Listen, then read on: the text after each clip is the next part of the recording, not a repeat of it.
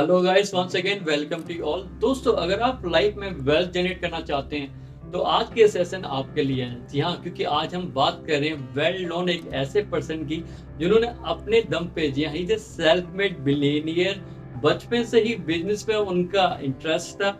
आज world level पे world के रिचेस्ट लोगों की लिस्ट में ये आते हैं।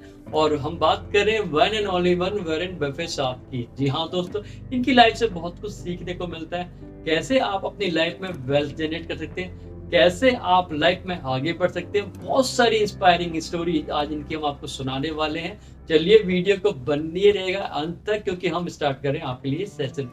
इंटरेस्टिंग फैक्ट जो इनकी लाइफ का है, कैसे इन्होंने अपने इन्वेस्टमेंट का जो कैरियर है वो स्टार्ट किया। इनके रोल मॉडल जो ये मानते हैं और ये जो बनाते हैं या चाहते थे वो है बेंजामिन ग्राहम साहब। जी हाँ दोस्तों, बेंजामिन ग्राहम साहब उस टाइम पे जो है एक बहुत ही बड़े फिलोसोफर थे, रियल एस्टेट और फाइनेंशियल मार्केट के एक्सपर्ट थे। उनकी एक्सपर्टीज के साथ में ये काम करना चाहते थे।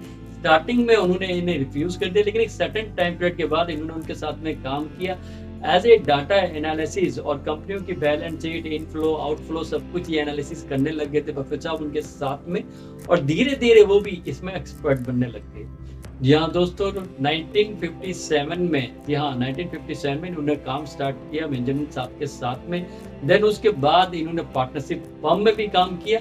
लेकिन 1965, जी हाँ 1965 में जो बर्कशायर हाथवे इनकी जो कंपनी है उसको इन्होंने पूरी रूप से टेक ओवर कर लिया था। और धीरे धीरे एक ऐसा मुकाम इन्होंने हासिल कर लिया कि आज वर्ल्ड के रिचेस्ट लोगों की लिस्ट में 7वें नंबर पे आते हैं। 97 बिलियन इनकी नेटवर्थ है आज की डेट में। और यही नहीं, he is one of the youngest Millionaire in his life time. उस टाइम पे मात्र 30 से 32 साल की उम्र में ये मिलेनियर भी बन गए थे। जी हाँ दोस्तों, नेक्स्ट जो इनकी लाइफ से हमें सीखने को मिलता है simplicity and down the earth. You can't be believe 1958 में जो इन्होंने हाउस खरीदा था एट दैट टाइम, स्टिल ये उसी हाउस में रहते हैं। जी हाँ दोस्तों, अभी भी उसी हाउस में रहते हैं एंड सिंपल लिविंग में ये बिलीव करते हैं। आज भी वही ब्लैक कोट एंड ट्राउजर में आप इन्हें देखेंगे जो इनका फेवरेट ड्रेसअप है। And not only this, still ये अपनी गाड़ी खुद ड्राइव करना पसंद करते हैं। आज भी इकोनॉमिक क्लास में ये ट्रेवल करते हैं। और यही नहीं, अपनी नेटवर्क का एक बहुत बड़ा हिस्सा इन्होंने बिल गेट्स की जो एनजीओ या चैरिटेबल ट्रस्ट है मिलिंडा, उसमें इन्होंने इन्वेस्टमेंट किया और उसमें उन्होंने डोनेट भी किया। जी हाँ दोस्तों, ये तो बहुत ही छोटी चीज है। इवन आफ्टर हिज डेथ इनकी जो नेटवर्थ है उसका काफी बड़ा पार्ट जो उन्होंने ऑलरेडी डिक्लेयर कर दिया है जो बिल गेट की चैरिटेबल ट्रस्ट को जाएगा। यहाँ दोस्तों, इनकी लाइफ से सीखने को मिलता है कि हमेशा डाउन टू अर्थ रहना चाहिए, सिंपल रहना चाहिए, हम्बल रहना चाहिए, पैसे को अपने सर पे नहीं चढ़ाना चाहिए। Third which is very important specially for the young star. जी हाँ दोस्तों, ये कहते हैं start in your early age. जी हाँ दोस्तों, ये 11 ईयर की जब इनकी एज थी तभी से इन्होंने शेयर मार्केट में इन्वेस्टमेंट करनी स्टार्ट कर दी थी। जी हाँ दोस्तों, मात्र 11 साल की उम्र में इन्होंने अपना पहला शेयर लिया था 38 रुपीज से, और 40 रुपीज में जैसे ही वो शेयर आया इन्होंने वो सेल भी कर दिया।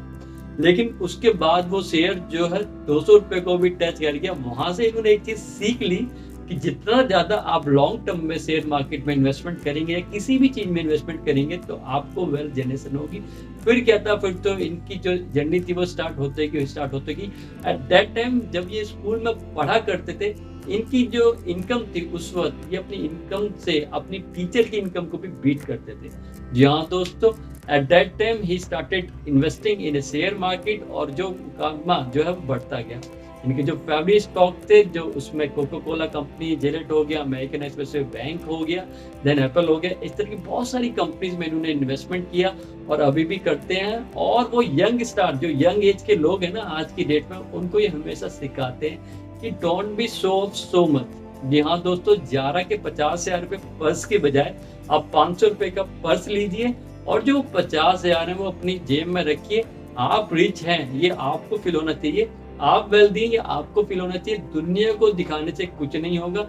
ये always believe in to create the wealth in life, you don't believe in to show to other people.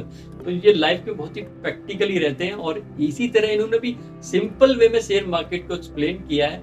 वो हमेशा ये कहते हैं शेयर मार्केट में इन्वेस्टमेंट के लिए कॉमन सेंस का होना बहुत जरूरी है। अपनी सराउंडिंग में देखिए क्या चेंजेस हो रहे हैं। अपनी सराउंडिंग में देखिए लोग क्या यूज कर रहे हैं, अपनी सराउंडिंग में देखिए आगे फ्यूचर में क्या हो रहा है। फॉर एग्जाम्पल, बचपन से हम पार्ले का बिस्किट खा रहे हैं तो पार्ले में इन्वेस्टमेंट कर सकते हैं। बचपन से हम कॉलगेट का पेस्ट यूज कर रहे हैं, कॉलगेट में आप इन्वेस्टमेंट कर सकते हैं। I'm just giving you the example। बचपन से हम टाटा का नमक खा रहे हैं, टाटा कंपनी में क्यों नहीं इन्वेस्टमेंट, ऐसी कंपनी में खाओ ना यार। साबुन किसका यूज करें बचपन से, HUL का, हिंदुस्तान लीवर का। तो ऐसी कंपनी में इन्वेस्टमेंट कीजिए जिसका बैकग्राउंड भी है और जो फ्यूचर में प्लानिंग भी करते हैं, इसी तरह आगे चलते हैं। This just example for all of you. लेकिन कभी भी शेयर मार्केट में इन्वेस्टमेंट क्या ले, अपने खुद का वर्कआउट, एक्सपर्ट की ओपिनियन जरूर लीजिए, जो हमेशा अपने सेशन में हम कहते हैं। चलिए नेक्स्ट पॉइंट पे आते हैं दोस्तों। इनका जो फेवरेट जो इन्वेस्टमेंट का जो टिप्स है लोगों को ये देते हैं, वो ये कहते हैं जब भी मार्केट रेड हो, रेड इज हिज फेवरेट। जी हाँ दोस्तों, जब भी मार्केट रेड होती है, जब लोग मार्केट से भाग रहे होते हैं, जी हाँ, जब मार्केट में पैनिक सिचुएशन होती है, लोग मार्केट से भाग रहे होते हैं, at that time he used to invest in market.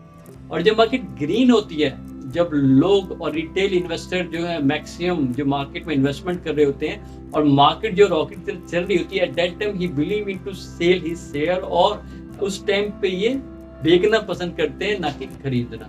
जी हाँ दोस्तों, इसी तरह नेक्स्ट पॉइंट जो बहुत ही ज्यादा इंपॉर्टेंट है, he is a very good reader. जी हाँ दोस्तों, वो कहते हैं अगर if you want to become a leader, first you become a reader. हम अक्सर ये अपने सेशन में भी कहते हैं। रीडिंग का बहुत इन्हें शौक है। ये अक्सर शेयर मार्केट से रिलेटेड, चाहे वो मैगजीन्स हो, चाहे वो न्यूज़पेपर हो, इकोनॉमिक्स हो गया, बिजनेस हो गया, फाइनेंशियल मार्केट हो गया, इन सब चीज़ों से रिलेटेड की मैक्सिमम स्टडी करते हैं। यू कांट बी बिलीव, ये कहते हैं हमेशा अपना टाइम जो है स्पेंड कीजिए रीडिंग में और थिंकिंग में, एनालिसिस जिसे हम कहते हैं।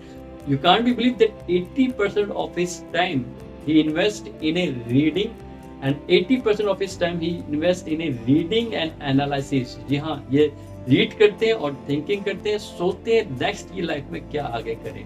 जी हाँ दोस्तों, सलाम है ऐसे इनके जज्बे को। इनकी कुछ फेवरेट कोटो भी हैं, क्विकली आपको मैं बता रहा हूँ। ये जो क्विक टिप्स हैं, ये इन्हीं की टिप्स हैं, इन्हीं के कोटोस हैं। जी हाँ दोस्तों, इनका फेवरेट जो कोटो है वो है नेवर लूज योर मनी। जी हाँ दोस्तों, never lose your money. First, never lose your money. Second, don't forget the rule number first कि नेवर लूज योर मनी। जी हाँ दोस्तों, अपने पैसे को हमेशा संभाल के रखिए। सेकंड, ये कहते हैं जब भी शेयर मार्केट में करेक्शन आए, it's a opportunity to invest. या जब भी शेयर मार्केट में करेक्शन आए, कुछ ना कुछ SIP के थ्रू, जिसे कहते हैं सिस्टमेटिक इन्वेस्टमेंट के थ्रू, कुछ ना कुछ इन्वेस्टमेंट करते रहिए। Third, don't be trust in any person. जब भी आप शेयर मार्केट में इन्वेस्टमेंट करें, किसी के कहने पे इन्वेस्टमेंट ना करें, किसी के टिप्स पे इन्वेस्टमेंट ना करें, अपने ग्राउंड लेवल का वर्क कीजिए। After all this is your hardcore money. जी हाँ दोस्तों, always invest your money in a different thing. जी हाँ दोस्तों, एक ही बकेट में सारे अपने फ्रूट्स मत रखिए। अपनी इन्वेस्टमेंट पोर्टफोलियो को डिफरेंट पोर्टफोलियो बनाइए, डिफरेंट कंपनी में इन्वेस्ट कीजिए। एक ही कंपनी में कभी भी अपने सारे पैसे इन्वेस्ट मत कीजिए, जो अक्सर हम अपने सेशंस में भी आप लोगों को कहते हैं कि always diversify your portfolio which is related to your investment, which is very important. जी हाँ दोस्तों, second thing, trust in economy. जी हाँ दोस्तों, जिस भी कंट्री में आप रहते हैं उस इकोनॉमी पे ट्रस्ट कीजिए, क्योंकि बिना ट्रस्ट के आप लाइफ में आगे नहीं बढ़ सकते। खासकर अगर आप मार्केट में इन्वेस्टमेंट करते हैं और खासकर अगर आप एक वेल्थ क्रिएट करते हैं। फॉर एग्जाम्पल, अगर आप हिंदुस्तान की ही बात कर ले, जो भी आज की डेट में शेयर मार्केट से बिलियनियर बनने हैं हिंदुस्तान में भी, उन्होंने 1990 में इन्वेस्टमेंट किया था, जब इंडियन इकोनॉमी जो है आगे बढ़ रही थी। 1990 से उन्होंने इन्वेस्टमेंट किया as a long term investment के टिप्स को लेते हुए, और लॉन्ग टर्म इन्वेस्टमेंट को उन्होंने फॉलो किया। Then they become a billionaire in the share market. जी हाँ दोस्तों, next which is very important, ये कहते हैं जब भी आप शेयर मार्केट में इन्वेस्टमेंट करें तो अपने ग्राउंड लेवल का काम जरूर कीजिए। अपनी सराउंडिंग में जरूर देखिए कि सराउंडिंग में क्या क्या चीजें हो रही हैं, उसके अकॉर्डिंगली अपना एनालिसिस कीजिए और एक्सपर्ट्स का ओपिनियन जरूर लीजिए। किसी के कहने पे भी इन्वेस्टमेंट मत कीजिए। जी हाँ दोस्तों, these are some quickly tips जो मैंने आज आपको बताए हैं। होप आज का सेशन आपको अच्छा लगा होगा।